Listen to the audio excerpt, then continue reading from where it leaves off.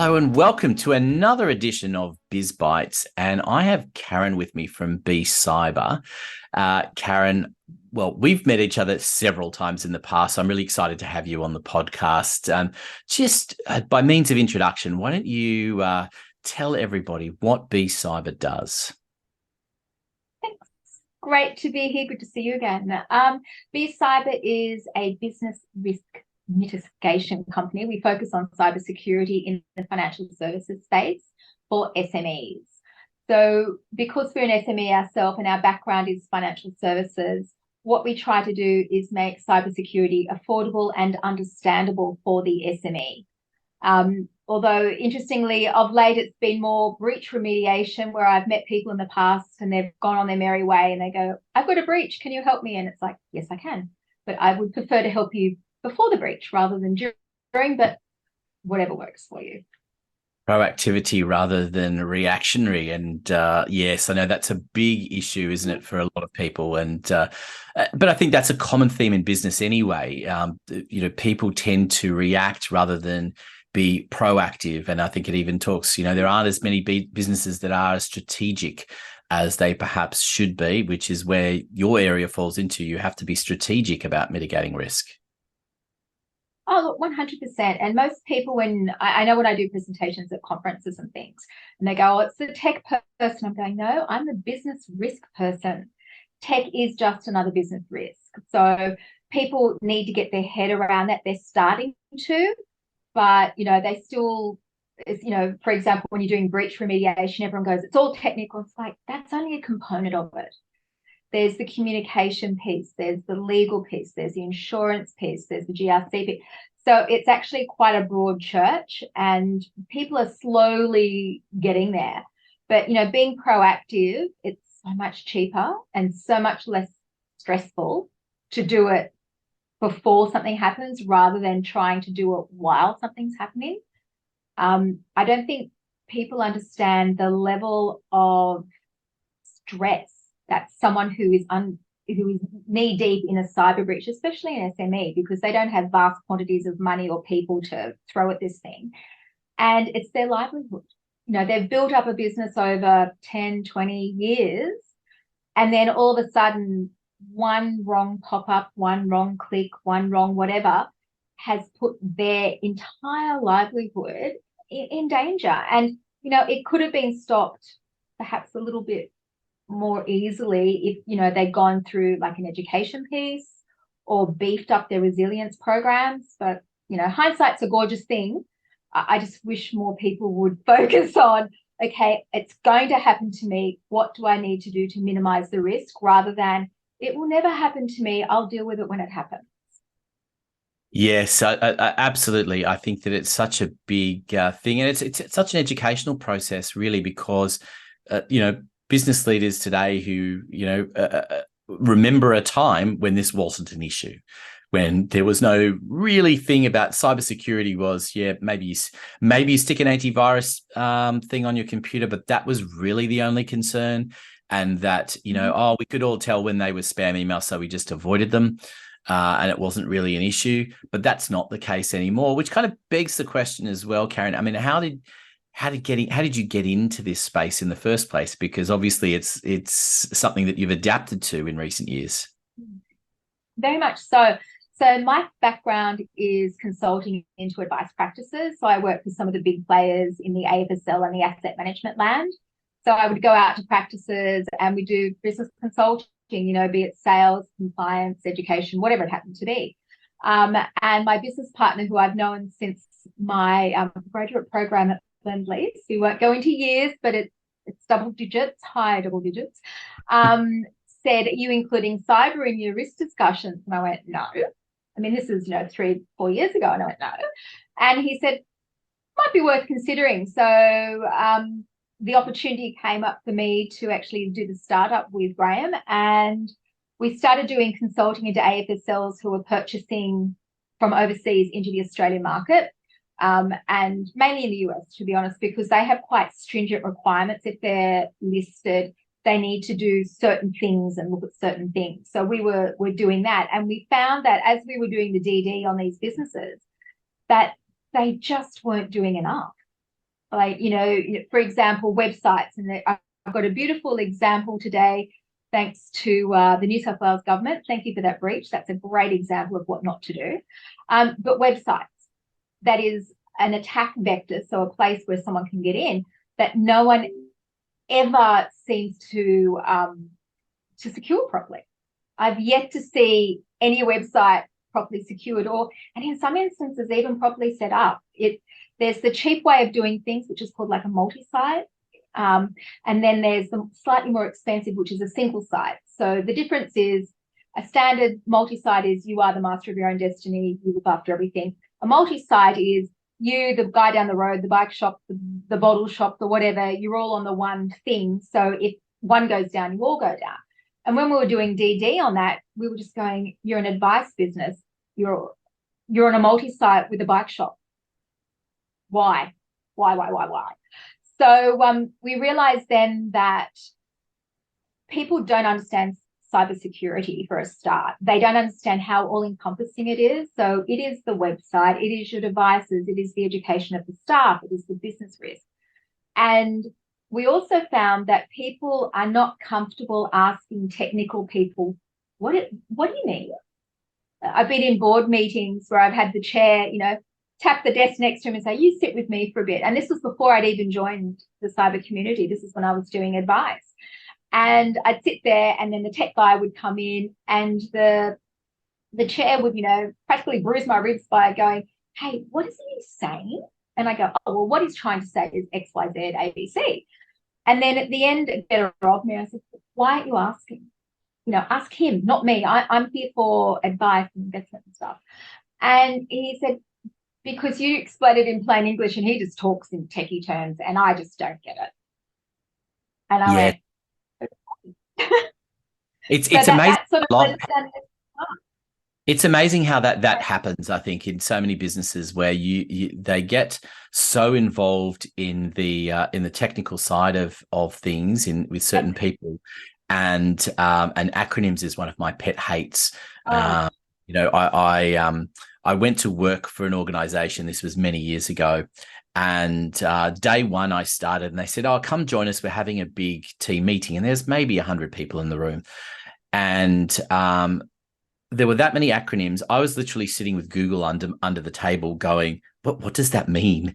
I would think I was about an hour behind in everything, because by the time I Googled it, there was another 6 that had been raised.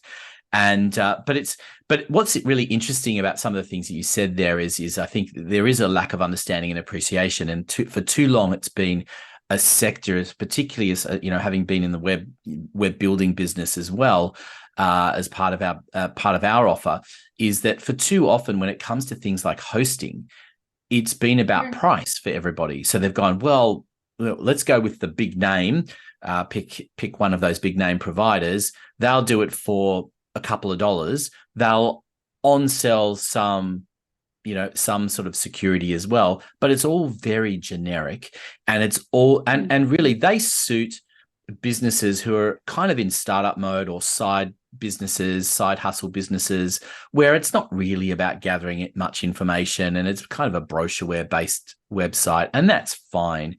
But once you've got a serious business, if you've not got someone managing your site on a monthly basis, then you're at risk. And 100%. And yeah, and what we found, especially like the small business owner, they're trying to stick to their knitting. They're trying to grow and make money out of the business, as they should. But they try to be the expert as well. And you sit there going, you don't need to be the cyber expert, but what you do need to understand is, if promises are made, they have been delivered. So an example would be, if your cyber consultant says, I'm going to provide you with, I don't know, anti-malware or something, you pay it, but that's not the end of it. You actually say, okay, so the anti-malware is where exactly? Can you show me? Or have them provide evidence? Because what we have found, and unfortunately it was during a variety of breaches, so late last year, people had paid for things and not got things. And you sit, as I said, you sit down and they bring out the old TLA, the 3-letter acronyms, And you just sit there going, it's a yes or no question. Have you done it? Yes or no. Very simple. Don't give me, oh, I'm going to do it. Not interested. It's a yes or no question. And to come back to your TLAs, what I noticed when I changed industries is that what I thought I knew from financial services, like ATO and assets and things of that nature, I have them in cyber, but totally different. Totally different. The ATO to most people means the Australian Tax Office, but in cyber it means account takeover. And you can see, I've been in meetings where the technical guy is going on about this ATO and the guy next to me is going, oh, it's the tax office. Oh, my goodness, because that puts the fear of God into pretty much everyone. And then 10 minutes later, they go, it wasn't tax office. Nope, not Oh, even close, my I friend. love those acronyms that are shared, and I went to university, and at the course that I did, and I was staying on campus. And you do the usual thing. What are you doing? And they'd give you the acronym for the course. And I had all these people telling me that studying GP. And I thought, gee, there's a lot of doctors here. I didn't realize there were a lot of doctors. No, it turns out they were general primary teachers.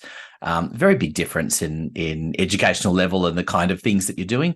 Really, I was a little bit scared when I thought some of them were going to be doctors. Made a little bit more sense when they were studying to be primary school teachers. It can be misleading with those things. And I think, one of the questions I like to ask people is what's the one thing that you wish people knew about your business that they don't? And I think I think we've almost kind of covered that in some senses, is just that people don't really fully grasp that this is an area that is critical. The businesses who choose to leave this and not employ someone, be it internal or external, to be overseeing this, then you're in trouble, right? Look, I mean, you do get the odd practitioner who's, self-taught and very, very good. I mean, some of the best hackers are self-taught, to be frank. However, I think, admitting you've got a problem is the first step. So, getting an external assessment on what you've done, like what you've done may in fact be fabulous. And that's great. Tick for you, move on, life is good. But it may not be so fabulous, in which case that's fine too. You just need to identify where the gaps are, where the vulnerabilities are, and then it's a business risk discussion. Do you want to do something? If no, that's a business risk, and that's fine. If yes, do you want us to do it with you, or do you want to do it? And once again, it comes down to the whole business risk. What we have found is that when people are comfortable to ask what they perceive to be the dumb question, and there are no dumb questions, and then we explain it to them, they go, oh, right. For example, when we do breaches, people go, oh, there's someone in my, it's like, okay, think of it like this. You've got a fence around your house, and they're going, yes. And I went, if it was built in the 1960s, there will be this lovely little lattice work number made out of bricks. I said, you've got holes in it. And they're going, right. I went, we're here to find where the holes are. We will then plug the holes. We will then go next to the house in the house yard. We will get rid of all of the people that shouldn't be in your house yard and toss them out and get rid of them. Then we'll start looking at putting reinforcement and good fencing around so there are no holes. And they're going, that's as hard as it is. And the reinforcement is everything from, as you said earlier, the technical stuff, the antivirus, the anti-malware, the DMARC and all of that sort of stuff, which is great, yay. It's also about the education piece. You need to educate both your staff and your clients. I mean, the World Economic Forum did a report last year, and they said 95% of all cyber breaches have a human component as a starting point, which roughly translates into someone's clicked something they shouldn't have. I mean, that's what it comes down to. And, let's deal with that, And the other thing that we have noticed is that once someone has been breached, once a small and medium business has been breached, they're very sensitive to any particular phishing. Like there's bucket loads of ATO phishing at the moment. I don't know why, please, ATO, don't come after me. And I mean the tax office in this instance. But there just seems to be and they're really good. Like they're not they're really good. And we sit down and go, all right, so if you've had someone who has been personally breached, and that could be they've accidentally pressed on one of those naughty links, or they go to their mailbox and they find that they've got a credit card in there that they didn't order. I mean, that's a cybersecurity issue, but it's more about physical security in that respect. So have you got a lock on your mailbox? If you do not, get one, and that is why. Because once you get that little card that you haven't ordered, you then have to literally follow the bouncing ball. You have to alert the institution. You have to alert www.cyber.com.au, individual, report, get a police number. You have to deal with your credit score. You have to make sure that you've decided that I'm going to lock my credit score for, is it 21 days or is it 12 months? Like, there are things that you can do, but there's no one spot and one person that will say, step 1, do this, step 2, do that, step 3, do that. But once someone's been breached, they're very sensitive to that. And, they'll call and go, my client. It's like, it's not a problem. This is what you do. So yeah, it brings into, I mean, look, I know we can talk about this for a long time because there's so much to cover, but I'm interested in as well from a marketing perspective. I mean, how are you getting your messages out there so that people are finding you and because interestingly enough, even though it's a newish space, it's becoming crowded. There are a lot of so-called cybersecurity experts out there at the moment. Yeah. So how does the CEO identify the right business to come to, and what are you doing as far as marketing is concerned? Well, I just want to reinforce that fact. I mean, as I said, we work in financial services predominantly. So financial services is one of the most highly regulated industries in Australia, bar none, by a country mile. Someone sneezes, they've got to do a contemporaneous file note. Someone coughs, they've got to do an SOA, whatever. Cyber is almost the complete opposite. There are no rules and regs when it comes to that sort of thing. So I think it's important that if they're dealing with someone, they know what they're getting. So what is their background? Do they speak plain English or do they speak technical gobbledygook? We tend to get our clients from word of mouth. We do seminars, for example, for AFSL conferences and PD days, or the CPAs we do presentations for, and we do a number of other association type presentations. And, we find that, we may not get business right there, right now, but when the proverbial hits the fan, I get these little calls. Hi, I saw a presentation you did in November, and you mentioned that, you might be able to help if there was a breach. And we think we've got a breach because it's not looking good. and so, and then other times it's literally word of mouth. So we get most of ours through word of mouth. We get a lot of people following us on LinkedIn and some of the other social media channels as well. We do a Friday Files, which we'll wait for this one every Friday. I know, radical, what can I do? And we provide handy hints to people who follow us on LinkedIn, So we try to do the education piece, and we find that if someone's been following us for a while, then they start to reach out. Then we go, all right, let's have a chat. I think one of the things that people always assume, and not necessarily correctly, is that cybersecurity, especially the tech piece, can be is really, really expensive. Yes, it can be.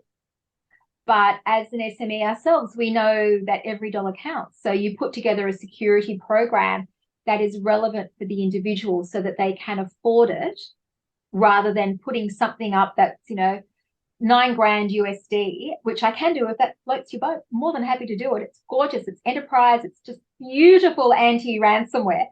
But not everyone can afford that. I mean, no. And there are other things that we can do. I think I love what you do, Karen, and I love the way you approach it. And I think, for listeners of the show will know that I ask everyone who's coming on the show to give me 25 words or less. What's the biggest challenge or question that your customers are faced with before they jump for joy at finding you and your business? And you've answered that, but I want to read out what you've written, because I think it superbly wraps up things for us here today. The BCyber mission: to revolutionize SME cyber risk management. We speak the language of business and understand cybersecurity. We make cybersecurity understandable, obtainable, and affordable. And I think you've beautifully summarized all of that in what we've discussed today. And just to wrap things up, though, I know that you've got an assessment option for people. Do you want to just talk to that? And we're going to make information about that available with the podcast as well. Well, thank you. Look, everyone, like SMEs in general, often go, I just don't know where to start. Okay, so we go back to tin tacks and we go, all right, let's do a line in the sand. And that is what an assessment is. So our assessment is not just a technical assessment. It has qualitative and quantitative components. So we look at, the usual frameworks, which I can name drop like NIST and NIST and Chalet. Means nothing to anyone other than, do you meet this framework? Yes, no. What do we need to do to fix up the gaps? Basically, that's it. And then the other piece is more tech. So we actually go on, we give people, it's a bit like a credit score, but it's called a cyber fit score. And we go onto the individual devices and say, hey, what's happening on this device? Do you have a VPN? Do you have this, that, and the other? Then you're given a score. And if you get a high score, excellent. If you get a low score, less excellent. And we give you handy hints on what to do and how to fix it. And then we also look at the website. We do a surface view. This is not a pen test by any stretch. We don't go behind anyone's paywall or anything like that. That's not what we do. This is just a surface level assessment. And we can say, well, look, you've got some vulnerabilities. Here they are. You can either choose to do it by yourself, so self-directed. We give you the tools to be able to do it. Or if you want us to handhold a bit, then we can assist you. And the assistance, it depends on the knowledge of the individual. Some people need quite a bit. And others are happy to do some of it themselves. And then they get to the reports and they go, I don't know, this is just a report with lots of stuff in it. Give me 5 things to do. And I go, easy. This one, this one, this one, this one. And then they can actually decide, I can't do anything more now, but down the track, I'm going to do options 6, 7, and 8. And that's fine too. So it's like a roadmap, I guess. Fantastic. Well, look, we'll include details with that with the podcast. And I do encourage people to look into it. When it comes to cybersecurity, it is it's not just something that's being talked about in newspapers. You really do need to look into it. So, Karen Stevens from BCyber, thank you so much for being a guest on BizBytes, and we look forward to having you all listening to us again for the next episode. Thanks, Anthony. It's been a pleasure.